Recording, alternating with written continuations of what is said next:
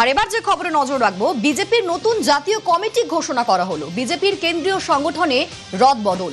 নীতিন নবীনের টিম, সেখানে বাংলাকে গুরুত্ব দেওয়া হয়েছে। নীতিন নবীনের টিমে বাংলার রয়েছেন দুজন। নীতিনের টিমে রয়েছেন মনোজ টিগ্গা এবং মধুছন্দাকর। বিজেপির কেন্দ্রীয় সংগঠনে রদবদল। নীতিন নবীনের টিমে এবার বাংলাকে গুরুত্ব দেওয়া হয়েছে। বাংলার দুজন রয়েছেন নীতিন নবীনের টিমে। আমার সঙ্গে সরাসরি এই মুহূর্তে প্রীতিশ রয়েছেন। প্রীতিশ, বাংলার কোন দুজন রয়েছেন, বাংলাকে গুরুত্ব দেওয়া হয়েছে নীতিন নবীনের টিমে, তাদের কি কি দায়িত্ব দেওয়া হয়েছে? দেখো, বাংলা থেকে মোট দুজনকে কিন্তু এবার কেন্দ্রীয় কমিটিতে রাখা হয়েছে। গত যে কেন্দ্রীয় কমিটি, অর্থাৎ গত যে সমস্ত বিজেপি সর্বভারতীয় সভাপতি হয়েছেন তাদের যে নেতৃত্বে যে কেন্দ্রীয় কমিটি তৈরি করা হয়, সেই কেন্দ্রীয় কমিটিতে গত প্রত্যেকবারের ক্ষেত্রেই যেটা দেখতে পাওয়া যায় যে একজন করেই কিন্তু মেম্বার এখনও পর্যন্ত বাংলা থেকে থাকতেন। এবং সেটা মুকুল রায়ের ক্ষেত্রেও যখন হয়েছিল, মুকুল রায় যখন বিজেপিতে ছিলেন তখন কিন্তু সামগ্রিকভাবে মুকুল রায় সর্বভারতীয় সহসভাপতি হয়েছিলেন। সেবারেও কিন্তু তিনি একবার ছিলেন এবং তারপর কিন্তু সর্বভারতীয় সহসভাপতি হিসেবে জায়গা দেওয়া হয়েছিল মুকুল রায়ের পরে দিলীপ ঘোষকে, তিনিও একজন ছিলেন। এরপর কিন্তু একাধিকবার দুবার কিন্তু কেন্দ্রীয় কমিটিতে জায়গা পেয়েছিলেন কেন্দ্রীয় সম্পাদক হিসেবে রাহুল সিনহা এবং তার সঙ্গে সঙ্গে অনুপম হাজরা। এদেরকে জায়গা দেওয়ার পর এবার যেটা দেখতে পাওয়া গেল, এই রাজ্য থেকে দুজনকে, এটা কিন্তু ব্যতিক্রম যেটা বলা চলে, কেননা এর আগে একজন করে জায়গা দেওয়া হতো, এবার কিন্তু দুজনকে জায়গা দেওয়া হলো। তার মধ্যে মধুছন্দাকর, যিনি একজন ক্যান্সার স্পেশালিস্ট এ রাজ্যের, এবং তার সঙ্গে সঙ্গে আরও একজনকে জায়গা দেওয়া হয়েছে, তিনি হলেন মনোজ টিগ্গা, তিনি সাংসদ। এদের দুজনকে কিন্তু কেন্দ্রীয় কমিটিতে রাখা হয়েছে। এছাড়াও যে কেন্দ্রীয় কমিটি তৈরি করা হয়েছে নীতিন নবীনের নেতৃত্বে, অর্থাৎ বিজেপির সর্বভারতীয় সভাপতি নীতিন নবীন এবং তার সঙ্গে সঙ্গে বিজেপি সর্বভারতীয় সাধারণ সম্পাদক সংগঠন BL সন্তোষের নেতৃত্বে যে কমিটি তৈরি করা হয়েছে, সেই কমিটির মধ্যে তাৎপর্যপূর্ণ যেটা বিষয় সেটা হচ্ছে গিয়ে সাধারণ সম্পাদক পদ, অর্থাৎ 8 জন সাধারণ সম্পাদক মূলত থাকে কেন্দ্রীয় কমিটিতে। এই এবং রাজ্যের ক্ষেত্রে 5 জন কেন্দ্রীয় সম্পাদক অর্থাৎ জেনারেল সেক্রেটারি, তারা কিন্তু থাকেন রাজ্যের ক্ষেত্রে, এবং সর্বভারতীয় ক্ষেত্রে কিন্তু 8 জন থাকেন। এবং এই 8 জনের মধ্যে মূলত 2 জন যারা পুরনো তাদেরকেই রাখা হয়েছে এবং 6 জনকে নতুন মুখ আনা হয়েছে। তাদের মধ্যে সুনীল বানসাল, এ রাজ্যের যিনি অন্যতম পর্যবেক্ষক, তিনি সাধারণ সম্পাদক ছিলেন, তাকে সাধারণ সম্পাদক পদেই রাখা হয়েছে। এছাড়াও তাওড়েকে রাখা হয়েছে, তিনি সাধারণ সম্পাদক ছিলেন, বিনোদ তাওড়ে, তাকে কিন্তু সাধারণ সম্পাদক ছিলেন, তাকে সাধারণ সম্পাদক পদেই কিন্তু রাখা হয়েছে।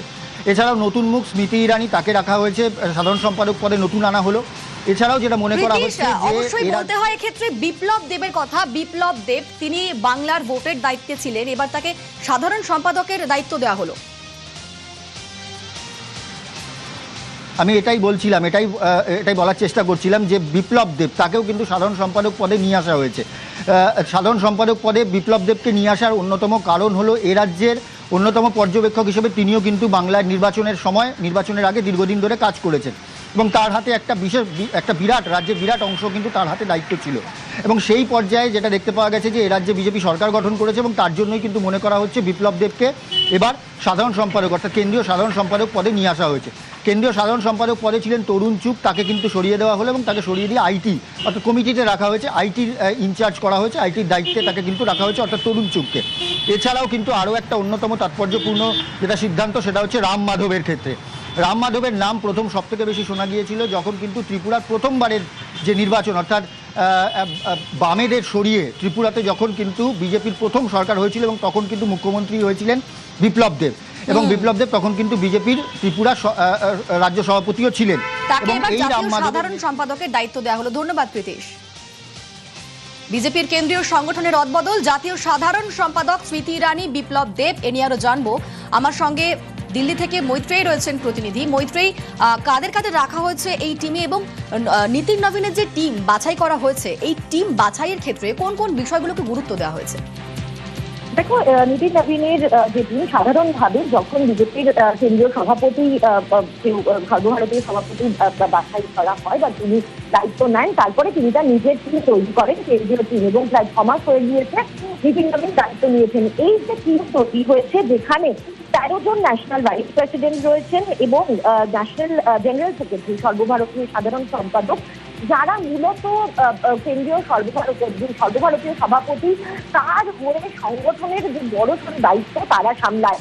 সেই জায়গায় কিন্তু দেখতে গেলে এবারের যে কমিটি তৈরি হয়েছে, যে কেন্দ্রীয় কমিটি, তাতে মহিলারা রয়েছেন এবং একটা ইয়াং জেনারেশনের প্রতিনিধিত্বও কিন্তু রয়েছে, অর্থাৎ যে সেকেন্ড জেনারেশন অফ লিডারশিপ তাদেরকে দেখা গিয়েছে। বেশ কিছু তাৎপর্যপূর্ণ নাম এবারের তালিকায় উঠে এসেছে। তার মধ্যে ভাইস প্রেসিডেন্টের ন্যাশনাল ভাইস প্রেসিডেন্ট হিসেবে বসুন্ধরা রাজে সিন্ধিয়া যেরকম রয়েছে, অন্যতম তাৎপর্যপূর্ণ নাম রাম মাধব, যিনি জেনারেল সেক্রেটারি অর্গানাইজেশন ছিলেন 2020 পর্যন্ত, অর্থাৎ বিএল সন্তোষ তিনি যে দায়িত্ব সামলেছেন সেই সংগঠনের গুরুত্বপূর্ণ দায়িত্ব এই রাম মাধব, যাকে আরএসএস এর সঙ্গে বিজেপির সেতু বন্ধনের মূলত কারিগর বলা হতো 2020 পর্যন্ত, তাকে আবার সাংগঠনিক দায়িত্বে ফিরিয়ে আনা হয়েছে। আরো তাৎপর্যপূর্ণ নাম জেনারেল সেক্রেটারি, ন্যাশনাল জেনারেল সেক্রেটারির ক্ষেত্রে খুব গুরুত্বপূর্ণ তাদের ভূমিকা, এবং সেক্ষেত্রে যেরকম বিনোদ কাউরে রয়েছেন, যেমন সুনীল বানসাল যারা পুরনো কমিটিতে ছিলেন তারা রয়েছেন, তার মধ্যেই ফিরে এসেছেন নতুন করে দায়িত্ব দেওয়া হয়েছে স্মৃতি ইরানিকে। স্মৃতি ইরানি কেন্দ্রীয় মন্ত্রী ছিলেন এবং তার সঙ্গে সঙ্গেই মহিলা নেত্রী হিসাবে অন্যতম প্রমিনেন্ট ফেস বিজেপির, এবং বেশ কিছুদিন ধরে তিনি হেরে যাওয়ার পর 2024 নির্বাচনে এবং ক্যাবিনেট মন্ত্রিত্ব হারান তিনি, এবং তারপর থেকে লাইফ থেকে এবং সংগঠন থেকে তিনি বেশ কিছুটা দূরে ছিলেন। কিন্তু এবার তাকে সংগঠনের গুরুত্বপূর্ণ দায়িত্বে ফিরিয়ে আনা হয়েছে মহিলা নেত্রী হিসাবে, একটি প্রমিনেন্ট ফেস, এবং সামনে তাকে নিয়ে আসা হয়েছে, যেটা অত্যন্ত তাৎপর্যপূর্ণ এই মুহূর্তে ছবিতে দেখা যাচ্ছে। এর পাশাপাশি সদ্য আম আদমি পার্টি থেকে আসা নেতা, তারও কিন্তু এবারের যে কমিটি রয়েছে সেই কমিটিতে তার জায়গা হয়েছে ন্যাশনাল সেক্রেটারি হিসাবে সেই ডক্টর সন্দীপ পাঠক, তাকে দায়িত্ব দেওয়া হয়েছে ন্যাশনাল সেক্রেটারি হিসেবে। বাংলার নেতারা তারা দায়িত্ব পেয়েছেন বাংলার নির্বাচনের দায়িত্বে যিনি ছিলেন বিপ্লব দেব, যিনি প্রাক্তন ত্রিপুরার মুখ্যমন্ত্রীও, তাকেও কিন্তু এবার সর্বভারতীয় সাধারণ সম্পাদকের পদে অর্থাৎ সংগঠনের কাজে নিয়ে আসা হয়েছে। যেটা দেখা যাচ্ছে যে এই যে নতুন যে কমিটি গঠন হয়েছে সেখানে কিন্তু যে জেএনজি প্রটেস্টের কিছু ছাপও কিন্তু করেছে, অর্থাৎ আগামী দিনে সংগঠন কোন দিকে এগিয়ে নিয়ে যাবে, মহিলাদের উপরে জোর দেওয়া, ইয়াং ব্লাড যারা নতুন ভাবনা নিয়ে যারা আসতে পারবে দলকে, সেই বিষয়টিকে ব্যালেন্স করা। একেবারে নতুনদের গুরুত্ব দেওয়া হয়েছে, নীতিন নবীনের টিমে নতুনদের গুরুত্ব দেওয়া হয়েছে এবং বাংলাকেও গুরুত্ব দেওয়া হয়েছে। বাংলা থেকে দুজন জায়গা পেয়েছেন নীতিন নবীনের টিমে।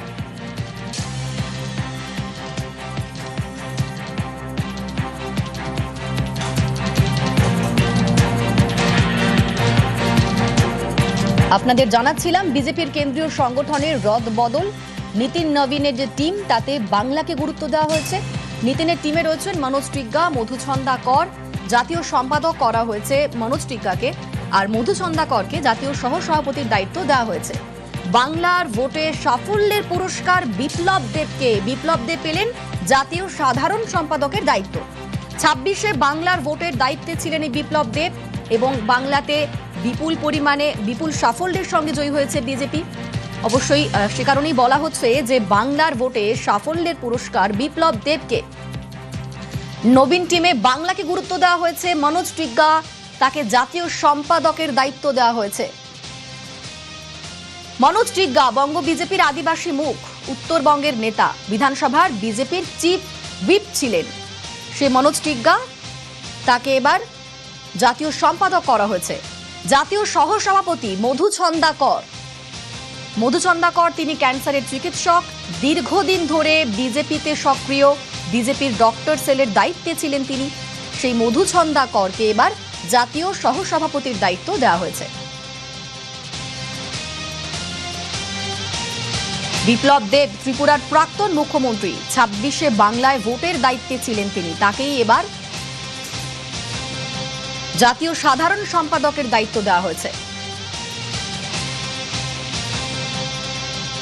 নীতিনের টিমে জায়গা পেয়েছেন বাংলা থেকে মনোজ